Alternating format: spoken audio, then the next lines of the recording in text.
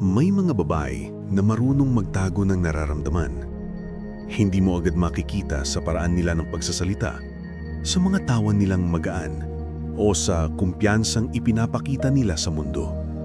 Pero sa likod ng lahat ng yon, may mga lihim silang gustong maramdaman mula sa isang lalaki.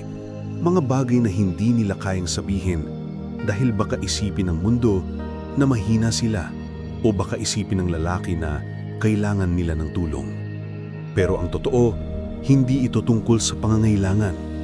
Ito ay tungkol sa kagustuhang makaramdam ng totoo. Sa panahon na yun, marami ang konektado pero bihira ang nakakaintindi. Kaya ang mga babae natutong itago kung ano talaga ang gusto nila para protektahan ang sarili. Pero kung marunong kang tumingin ng hindi lang gamit ang mata, makikita mo sa paraan ng pananalita nila, sa mga maikling sagot na may bigat at sa mga ningiting may halong pagod. Ito ang mga lihim na bagay na gusto ng babae pero di nila inaamin. Hindi dahil ayaw nilang sabihin, kundi dahil gusto nilang makita kung marunong ka bang makaintindi kahit walang paliwanag. Ang unang lihim na gusto nila yung lalaking marunong manindigan. Hindi yung palaging matigas ang ulo, hindi yung kailangan laging tama, kundi yung marunong tumindig kahit tahimik. Sa panahon ngayon, ang karamihan sa mga lalaki nag-aabang ng balidasyon, ng papuri, ng kumpirmasyon na lalaki sila. Pero ang tunay na lalaki, hindi na kailangang ipakita kung gaano siya kalakas. Alam niyang ang paninindigan ay hindi kailangang isigaw.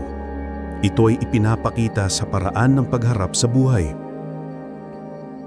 Kapag may problema, hindi siya natataranta. Kapag nasasaktan, hindi siya basta sumusuko. At kapag may taong umaasa sa kanya, hindi niya ginagamit yun bilang kapangyarihan. Ginagawa niyang tungkulin.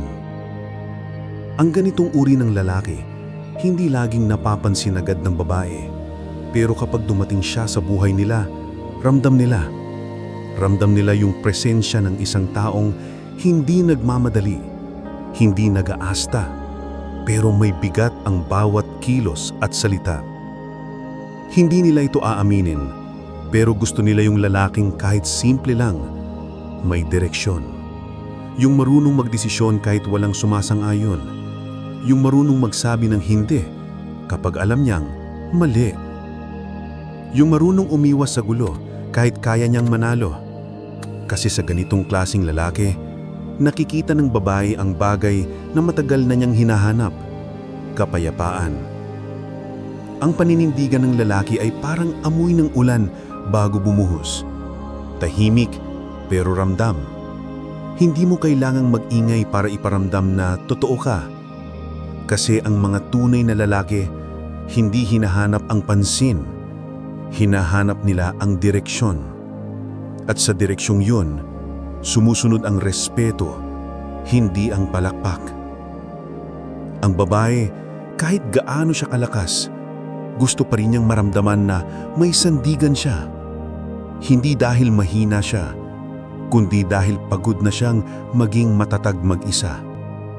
At kapag naramdaman niyang may lalaking marunong manindigan, hindi lang sa kanya, kundi sa sarili niyang prinsipyo, nagiging magaan ang loob niya. Doon niya nararamdaman, pwede pala akong huminga. At yun, kapatid, ang simula ng tunay na atraksyon. Hindi sa salitang malambing, hindi sa mga pangakong magaganda, kundi sa katahimikan ng isang presensyang totoo.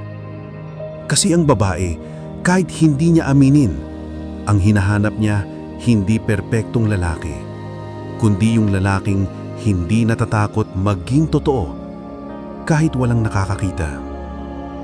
At tandaan mo to, kapag natutunan mong manindigan sa gitna ng ingay, sa harap ng tukso, at sa pagitan ng tama at madali, hindi lang babae ang maaakit sa'yo.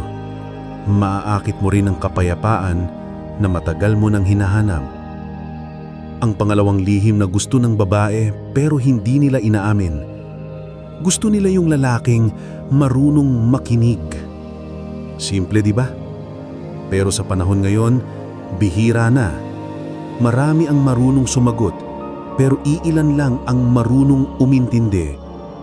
Ang babae madalas hindi naghahanap ng solusyon sa bawat problema niya. Ang hinahanap lang niya ay yung lalaking kayang manatiling kalmado habang sinasabi niya ang lahat ng hindi niya masabi sa iba.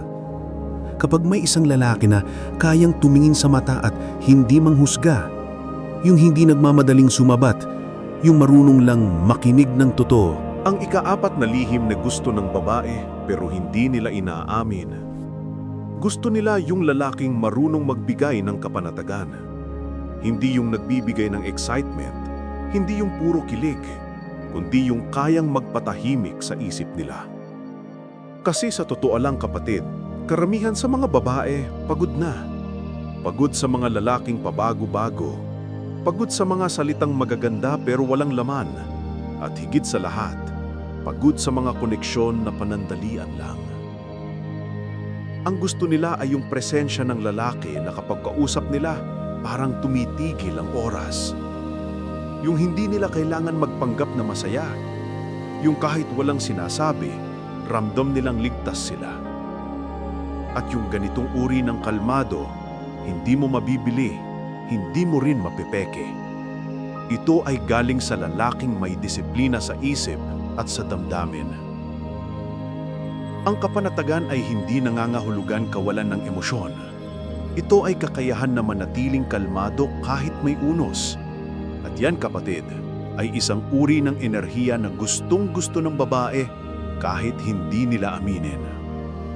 Kasi sa panahon ng kaguluhan, ang lalaking marunong manahimik at magpakatino ay nagiging sandangan kahit walang sinasabi. Hindi mo kailangan magpakasikat para magbigay ng kapanatagan. Ang kailangan mo lang ay maging totoo sa kilos mo, magkaroon ng disiplina sa emosyon, at panindigan ang mga sinasabi mo. Dahil kapag sinabi mo, gawin mo. At kapag wala kang gagawin, huwag ka ring mangako. Simple, pero napakalalim. Yan ang lalaki na hindi kailangan magpaliwanag kasi pinaniniwalaan siya ng gawa. Ngayon, ang ikalimang lihim na gusto ng babae. Gusto nila yung lalaking marunong umintindi kahit walang sinasabi. Hindi mo kailangan maging psikologo para maramdaman kung may bumabagabag sa kanya. Minsan, sapat na ang katahimikan. Ang simpleng tanong na, kumusta ka talaga? At yung paraan ng pagtanong mo na hindi naghahanap ng sagot, kundi nagbibigay ng espasyo. Kasi sa totoo lang, karamihan sa mga babae sanay na magtago. Sanay silang gumiti kahit pagod, tumawa kahit nasasaktan, at magsabing, okay lang ako, kahit durog na sa loob. Pero kapag naramdaman nilang may isang lalaking kayang maramdaman yung hindi nila sinasabi, nagbabago ang tingin nila sa mundo. Bigla silang nagiging kalmado kasi naramdaman nilang hindi na nila kailangan magpanggap. Ang lalaking marunong umintindi ay hindi nagtatanong para makialam. Nagtatanong siya para magparamdam. At doon nag-uumpisa yung tiwalang hindi basta nasisira. Kasi hindi mo siya tinanong para lang sagutin ka. Tinanong mo siya para iparamdam na naririto ka. At kapag ganito ka kasimple, ganito ka kahinahon, ganito ka katotoo, doon ka nagiging iba. Hindi dahil kakaiba ang itsura mo, kundi dahil kakaiba yung paraan mo ng pagtrato sa kanya. Sandali lang kapatid, bago tayo magpatuloy, gusto naming marinig kung sino ka. I-comment mo kung saang parte ng mundo ka nanonood, kung lalaki ka o babae, at bakit mo gustong pakinggan ang ganitong uri ng mga aral. Gusto naming malaman kung ano ang humahaplos sa puso mo, kung ano ang inspirasyon na hinahanap mo. Kasi ang layunin ng Tagalog Stoic Aral ay hindi lang magturo, kundi makinig din suyo. Ang bawat komento mo ay tinig na nagbibigay buhay sa komunidad na ito. Ang bawat salitang binibitawan mo ay tulong, para mas mapalalim pa natin ang mensahe ng disiplina, dignidad at katahimikan. Huwag kang mahiyang magbahagi, kapatid. Sabihin mo kung saan mo kami naririnig, mula sa Maynila man, sa Cebu, sa Davao, o sa malalayong bansa tulad ng Switzerland, Japan o Saudi. Dahil dito, walang distansya. Ang bawat boses ay konektado sa iisang layunin, ang magising sa kung ano ang tunay na ibig sabihin ng paggalang, presensya at kapayapaan. Kaya bago tayo magpatuloy, tandaan mo ito. Kapag nagsalita ka mula sa puso mo, hindi mo lang tinutulungan ang sarili mo, kundi tinutulungan mo ring magising ang iba. Ang ika-6 na lihim na gusto ng babae pero hindi nila inaamin. Gusto nila yung lalaking marunong magparamdam ng respeto kahit sa pinakamaliit na bagay. Maraming lalaki ang nag-aakalang respeto ay tungkol lang sa hindi pagsigaw o hindi pang-iinsulto. Pero ang tunay na respeto ay mas malalim dyan. Ito ay makikita sa paraan ng pakikinig mo, sa paraan ng paggamit mo ng mga salita, at sa paraan ng pagtrato mo kahit sa mga sandaling hindi ka tinitignan. Kapag marunong kang magparamdam ng respeto, hindi mo kailamang sabiling gentleman ka. Makikita yun sa kilos mo. Kung paano ka magtanong, kung paano ka magbiro, kung paano ka magpahayag ng opinyon. Ang babae ay sensitibo. Mararamdaman nila kung genuine ka o hindi. Hindi mo kailangan magpanggap bilang mabuting lalaki. Kasi kung totoo ka, hindi mo na kailangang sabihin. At ang respeto, kapatid, ay hindi lang ibinibigay kapag maganda ang ugali ng babae. Ang tunay na respeto ay hindi nakadepende sa sitwasyon. Ginagawa mo ito dahil alam mong yon ang tama. Kasi ang disiplina ng lalaki nasusukat hindi sa oras na madali, kundi sa oras na mainit ang ulo o kapag may tukso. Kung kaya mong maging kalmado kahit nasasaktan ka, kung kaya mong manatiling magalang kahit gusto mo nang sumagot, doon lumalabas kung gaano ka katatag. At kahit hindi nila aminin, yun ang gusto ng babae. Yung lalaking hindi kailangang ipaliwanag ang ugali niya kasi nakikita sa gawa, sa kilos, sa tono ng boses, sa paraan ng pagtrato niya sa mga tao sa paligid. Hindi nila ito sasabihin, pero ang ganitong uri ng lalaki ay nagbibigay ng pakiramdam ng seguridad. Yung kahit wala kang sabihin, alam mong hindi ka hahatulan. At sa panahong puro salita ang mundo, ang lalaking may respeto ay parang katahimikang hinahanap ng lahat pero hindi mahanap-hanap. Ngayon, ang ika-7 lihim na gusto ng babae. Gusto nila yung lalaking marunong mag-alaga nang hindi kailangang sabihin. Hindi yung overprotective, hindi rin yung mapangkontrol, kundi yung tahimik na pag-aalaga.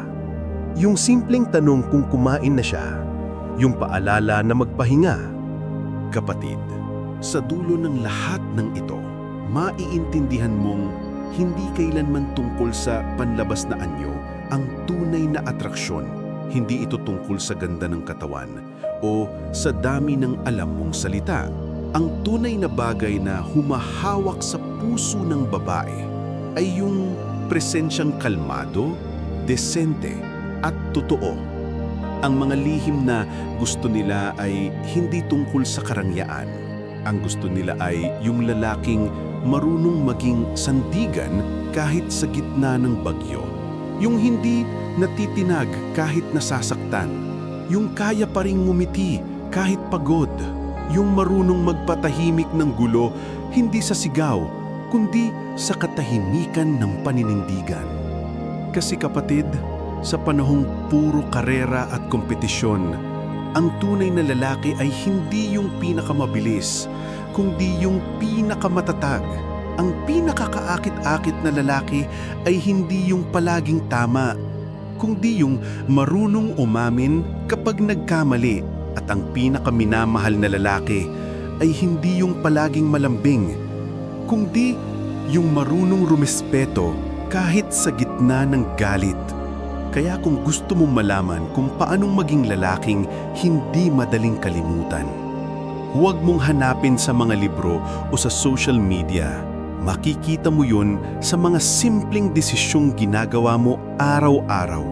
Kapag pinili mong manahimik sa halip na magtalo, kapag pinili mong maging mabuti kahit walang nakakakita, at kapag pinili mong maging totoo kahit walang kapalit.